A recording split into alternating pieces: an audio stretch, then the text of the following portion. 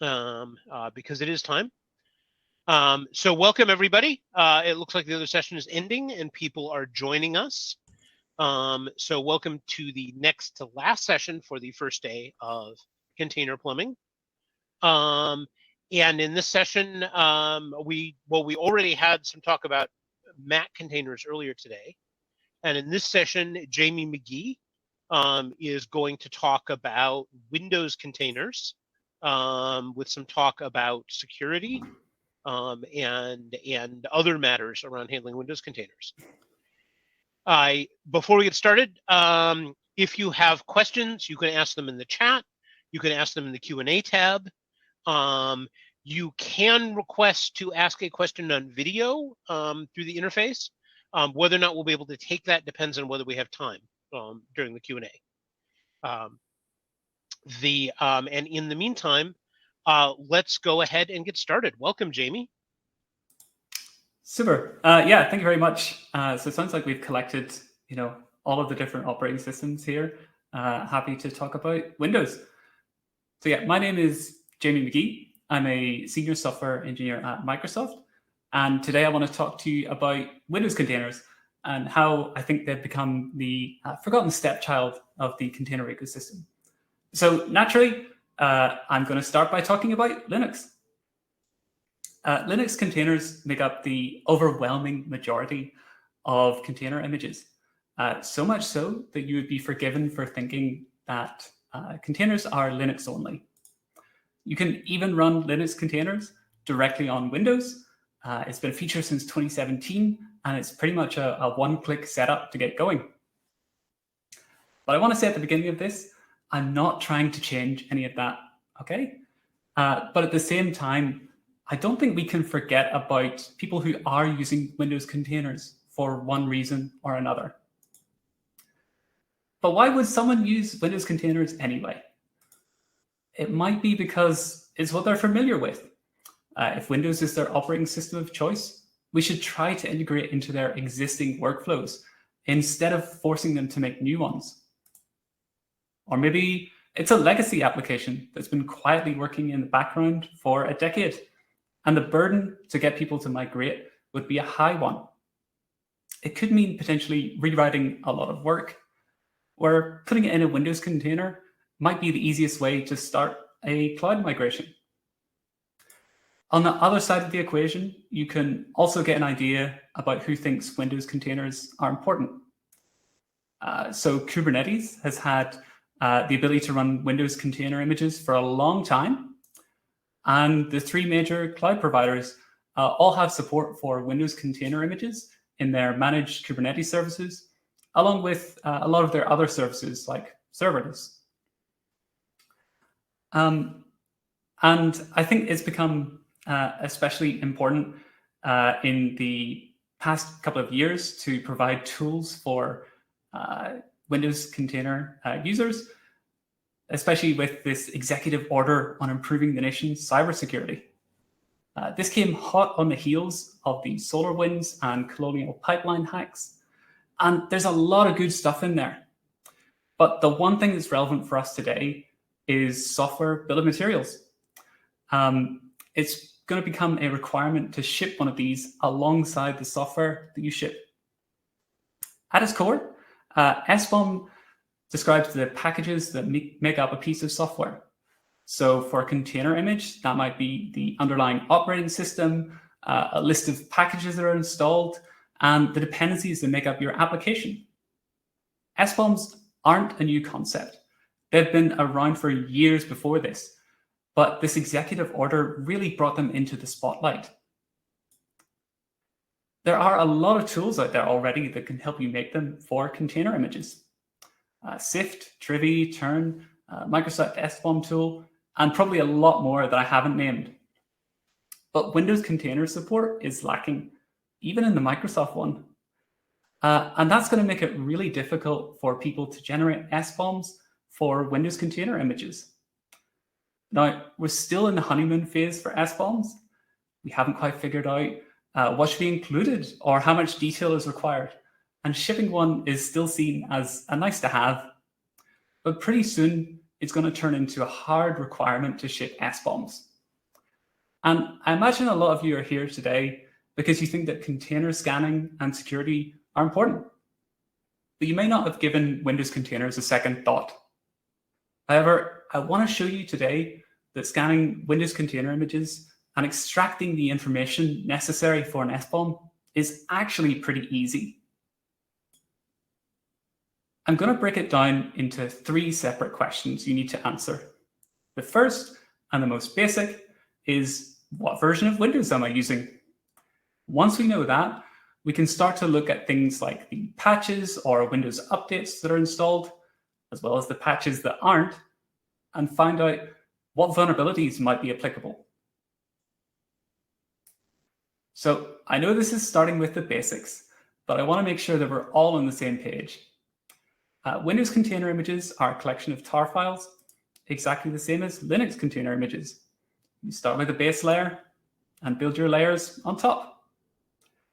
And if I were to inspect the manifest for a Windows container image with Scopio, you'll see it looks pretty similar to a Linux manifest. On the right, I've got a screenshot of a Windows Nano Server manifest, and it looks pretty much the same as a Linux container image manifest. The only difference is that OS is listed as Windows. So what happens if we crack this open and take a look inside? So here I've got a recording of me doing exactly that. So I'm going to use Scopio to download a Windows Nano Server image locally. I'm running this on WSL, or like a Linux virtual machine, just to show that it's easy to do on Linux as well. So you can see I've got a couple of files, a manifest and some layers. And I'm going to extract the base layer into a directory. And once that completes, I do need to do a little bit of fixing of the permissions. The permissions between Linux and Windows are a little bit different. But once I've done that, I can take a look inside the unpacked files. You'll see we got 2 directories. The first is a utility VM. That's just a utility virtual machine used to communicate between Hyper-V and the host machine.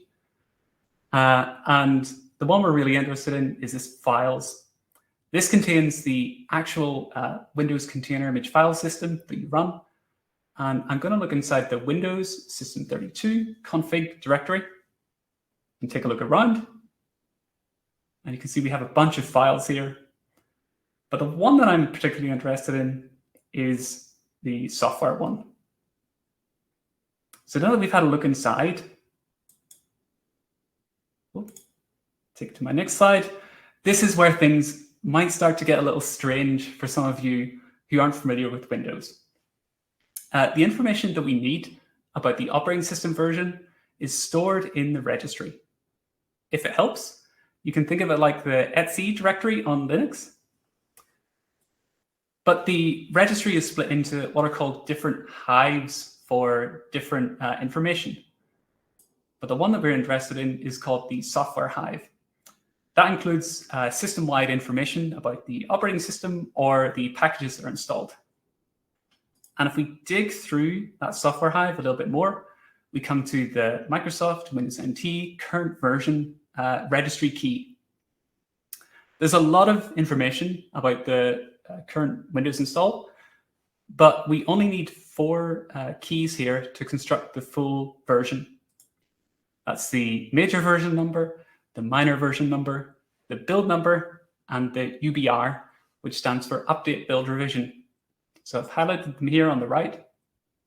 And if I put them all together, I get this number 10.0.22,000 or so. So that's all the information that we need to construct the Windows version. But before I move on, I do want to point out one small thing. The eagle-eyed among you might have noticed that this shows as Windows 10, but the screenshot is actually from Windows 11. So Windows 11 actually reports as Windows 10, I guess for backwards compatibility, but you can look at the current build number to find out if you're actually running on Windows 10 or Windows 11. I'm going to come back to that a little bit later. So now I've shown you what it looks like in theory, let's take a look in practice. I'm going to jump over to my IDE, and what I've got here is a small command line application, which puts a lot of this into practice. It's written in .NET, but you could do this in any programming language that has the tools to do it, which is almost all of them. And you can see I've got a command for my application called OS. That identifies the Windows OS version of a container image.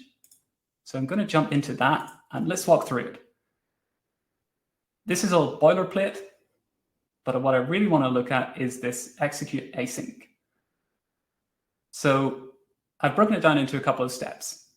The first is saving and unpacking the container image, pretty much like what I showed you in the video demo earlier. I'm not going to dive into that, but I do want to look at this identify Windows release.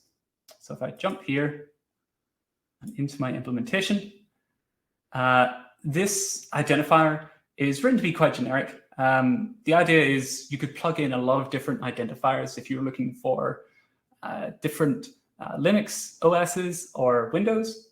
In this case, I've only hooked up a Windows identifier, but you could see that if we were looking for a lot of different operating systems, we could run through all of our identifiers, check for files that match the patterns we're looking for. For Windows, we're going to look for that software registry hive. And if we have matches, we're going to open that registry hive and then run our identifier. I browse to this. You can see, like I mentioned, the file path that we're looking for is this software registry hive. Once it's found, we copy that into memory and we parse the registry hive. So I'm doing this in C#, so there are quite a few libraries for parsing the Windows registry, but the Windows registry is quite ubiquitous. So there are a lot of libraries out there for, Go, for Rust. I think there's even one for Node if you want to open and read the registry in whatever language you're looking at. Once I do that, I go and find this Microsoft Windows NT current version key. I'm going to skip past the product name for a second. And then we return the keys that I showed earlier, the major version number, the minor version number, the build number, and the UBR. I'm also returning the product name, but we need to do a little bit of processing for that. Like I mentioned, Windows 11 reports as Windows 10, but something similar happens for Windows Server. So everything reports as Windows Server 2016, and we need to look at the current build number to figure out if it's actually Windows Server 2019 or Windows Server 2022.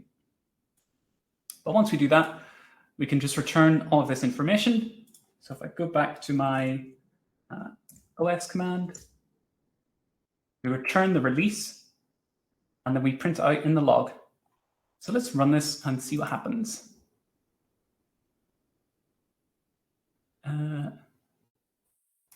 Edit configurations. I'm going to run the OS command, and I'm going to run this for a Windows Nano Server LTSC, which is long-term servicing channel, and Windows Server 2019. So we expect to see some Windows Server 2019 version. So let's run that. So we fetch the manifest, extract the layers, apply them. We're looking for the OS file system, and we found Windows Server 2019, 10.0, 17,000 or so. Nice, okay. So there you go. It's easy to find the operating system version. Let me jump back to my slides, and we'll keep going. Now, knowing the exact version of Windows that we're running is only half of the answer, though. You also need to know about what patches or Windows updates have been applied on top. And that means diving back into the registry. So the list of Windows updates is also stored in the software registry, same as before. This time it's stored in this very long key, and each patch is given its separate entry and sometimes multiple entries. But the pattern that we're looking for is this package X for KB and then a number. KB numbers are just what Windows updates are given. Each one has its own KB number. So on the screenshot on the right, you can see all of the entries for each KB. And we need to dive into each entry and extract this current state property. Current state is an enum, and there are about a dozen different values. But the only one that I'm going to be worried about today is 112, and that's the state for installed. So let me show you exactly what this looks like. I'm going to jump back to my IDE, minimize this, go back to my top level, my CLI. If I scroll down, you see I've defined another command, this one called patches, and it identifies the patches or KB numbers that are installed on a container image. Let's jump into that. We'll scroll down past all of the boilerplate and focus on this execute async method. So same as before, we need to save and unpack the container image. And then we run this cataloger to catalog the installed Windows updates. So if I jump into this, exactly the same as the Windows identifier. This is designed to be generic. So today I've only written a Windows Update cataloger, but you could imagine there might be different catalogers for the installed packages as well. But we run through a list of catalogers, see if there are any files that match the patterns that we're looking for. And if we find matches, we're going to run through each of them, open them. In this case, we're going to open the software registry hive, and then we're going to run the cataloger. So if I dive into this,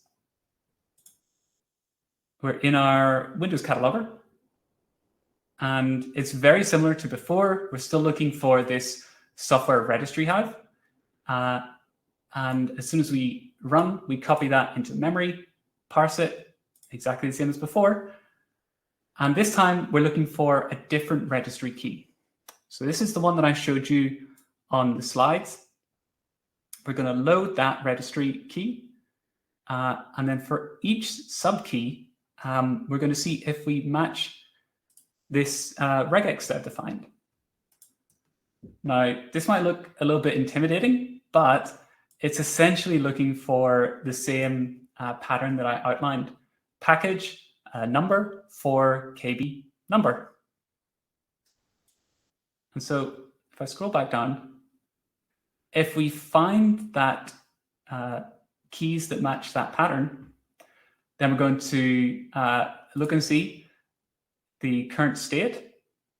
And if the current state is installed, then we're going to parse that registry key, and we're going to return the KB number and the version of that KB.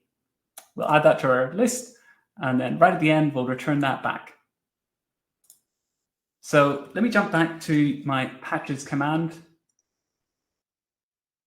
And you can see that we return the list of all the Windows updates, the list of the KBs up to the command. We'll print out how many Windows updates that we found, and then we'll show this in a nice table. This just has the package and the version. Okay, so let's see what this looks like. Go to run. I'm going to select my patches command, and I'm going to run this for the exact same nano server image as before, LTSC 2019. So if I run, so we fetch the manifest, download the layers, extract, and you can see that we found a couple of different Windows updates. So this is KB starting with 5. So if I copy this I jump over to my web browser. I've actually already got it open. So this is the Windows Update catalog. And you can see we've actually found the update that's listed. And this is the March patch update. So it looks like this container image has its latest patches installed and is up to date. Okay, let me jump back to my slides though. So I've shown you so far how to find the Windows operating system version and the Windows updates that have been applied to it. That's enough information to go into an SBOM. But I think we can go further than that, and we can find the vulnerabilities that might be applicable for a Windows container image. So the Microsoft Security Response Center, or MSRC for short, has this great API where they publish vulnerability information about almost all Microsoft products.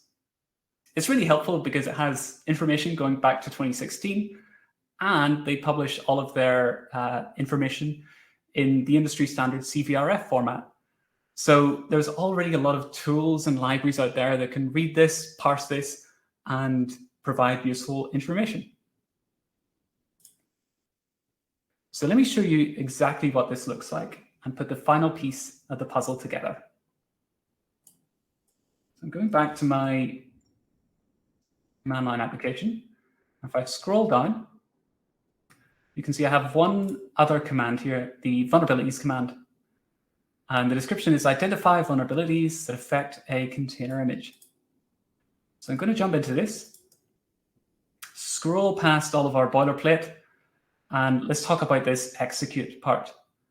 It's really the final step of the three commands. So we do exactly the same as before. We unpack this image, we find the operating system release, we catalog all of the Windows updates, and then the final step is looking for the vulnerabilities. So I'm using this Microsoft Security Client to fetch based on the release. If I jump in here and take a look at what that looks like. So we have our Windows release. And the first thing we're going to do is fetch the latest CVRF document from that MSRC API that I showed. And I mentioned they publish updates every month. So I'm going to fetch the latest, the 2023 March update. And we'll store that. And then I need to find the product ID based on our Windows product name.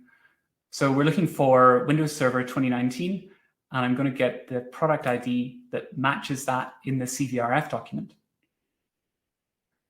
Once we get that, we can then filter from the CVRF vulnerabilities to only the vulnerabilities that affect the version of Windows Server that we're looking for. So here we have a list of vulnerabilities that affect Windows Server 2019. And then we build a map of the CVE IDs to the vulnerability remediations and return that back. I go back to my vulnerabilities command. See, we show this in a table. And we just have a list of CVEs, the fixed version of Windows, and the Windows update that fixes it as well. So let me run this. So you can see we run vulnerabilities for the same image as before, that LTSC 2019. If I run this, we're going to do three things. We'll look for the operating system version, we'll look for the Windows updates, and we're going to look for any vulnerabilities that might be applied. If I scroll up, you can see we have our Windows Server 2019, we have our list of packages as before, and we now have a list of CVEs. So all of these appear to be fixed by the same Windows version and the same patch. And if I try to match them, this is 17.763.4131, which matches this version. And the KB 523702 matches this Windows Update.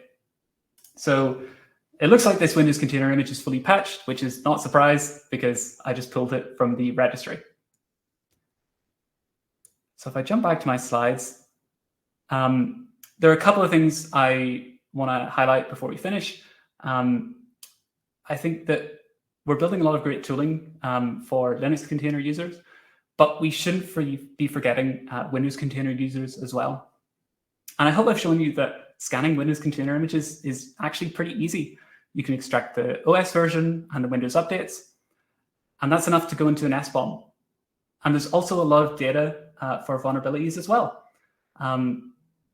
If you want to take a look at the demo that I've shown today, all of the code is available online on GitHub. And feel free to leave any messages in the chat if you've got any questions. And you can also reach me online on Twitter, Mastodon, LinkedIn, or online. Thank you very much for watching. Yep. Thank you. That was awesome. So we do actually have a question. First question is, and folks feel free to ask additional questions in either the chat or the Q&A tab. The first question from Sadiq is there somewhere one can find information on what things in general will work in a Windows container, such as headless Chrome? Oh, I am not actually sure. I'd imagine almost anything that you can do in a Linux container, like containerizing your applications, could be done in a Windows container. But headless Chrome specifically, I'm not sure. I will try and find out and get back to you on that one. Okay, more questions, folks? There's some discussion in the chat of of actually running Linux containers using the Windows, not an emulator, wide.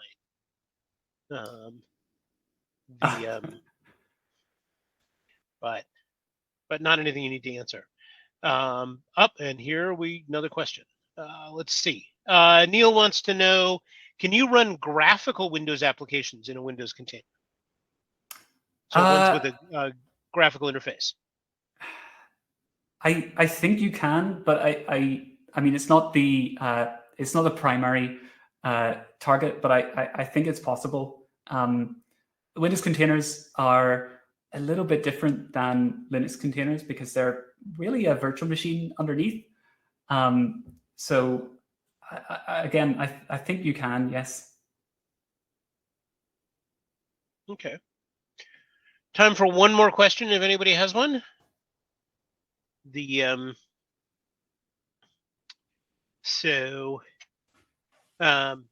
guess actually I have a question for you. Yep. Which is you've shown a lot of interactive functionality around checking what's in a Windows container. Do you know if anybody is building that into any automated tools for basically scanning your Windows containers? I know that there's a lot of tooling being built right now, but I don't think there's anything out there. And I mean, the aim of this talk was to kind of spread a lot of knowledge so that more of this tooling could be built. So not yet, but soon. And like ideally built into existing tooling so that you just have scanning tools that can do containers regardless of OS. Yeah, exactly. That would be awesome. Okay. Well, thank you very much for a really enlightening talk. I never looked into Windows containers before besides running them on Kubernetes. So, and honestly, just for testing purposes. So this is a really nice in-depth look. So thanks, everyone. And that is the end of our session. If further questions with Jamie occur to you, for as long as you hang around the conference, you can ask them in the event chat. Otherwise, his contact information is on the screen. And we are off to the next session, which is about Podman Desktop and CLI integration. So please head over there. Thank you.